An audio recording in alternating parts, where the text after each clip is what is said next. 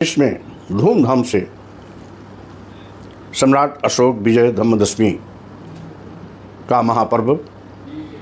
मनाया जाएगा। यद्यपि इस अवसर पर मैं भी श्रावस्ती में उपस्थित रहूँगा, जहाँ लाखों लाख भीड़ का जमावड़ा होता है और सम्राट अशोक धम्म विजयदशमी के अवसर पर और भी अनेकों कार्यक्रमों में भिन्न भिन्न तारीखों में मुझे पहुंचना है। मैं आप सभी देशवासियों से, अपने कार्यकर्ताओं से, समर्थकों से, चाहने वालों से अपेक्षा करता हूं कि कल आप सभी लोग अशोक विजय धम्मदशमी के अवसर पर खुशियां मनाएं और साथ ही साथ अपने अपने घरों पर विशेष दीपदान के माध्यम से इस खुशियों में चार चांद लगाएं।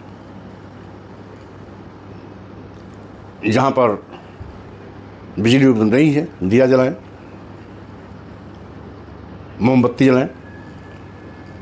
दशमी का त्यौहार है तो कम से कम 10 मोमबत्ती जरूर जलाना चाहिए, 10 दिया जलाएं। जहाँ जहाँ बिजली की सुविधा है वहाँ विशेष बिजली के रोशनी लगाएं या जलाएं। इस तरीके से त्यौहार को धूमधाम से मनाएं, क्योंकि विजयदशमी का पर्व सम्राट अशोक के कलिंग विजय को जहाँ एक ओर दर्शाता, वहीं दूसरी ओर कलिंग विजय के बाद जिस तरीके से कलिंग युद्ध में लाखों लाख लोग मौत के घाट उतार दिए गए, लाखों बच्चे अनाथ हो गए, लाखों पत्नियां बेवा हो गई, विधवा हो गई, लाखों लाख माताओं की गोदें शूनी हो गई। इसको देखते हुए सम्राट अशोक का दिल दहला, द्रवित हुआ और कहीं न कहीं इस बात की उनको ग्लानि भी हुई कि हम अगर कलिंग युद्ध जीत भी लिए तो इतनी ज़बरदस्त लाशों पर, अनाथ बच्चों पर, विधवा महिलाओं पर, गोरसुनी माताओं को इस हालत में करके हमने कोई अच्छा काम नहीं किया। इसलिए बौद्ध धर्म स्वीकार किया और इसीलिए इसको सम्राट अशोक विजय धम्मदशमी या दशहरा के रूप में मनाने की परंपरा चली आ रही है। और इसीलिए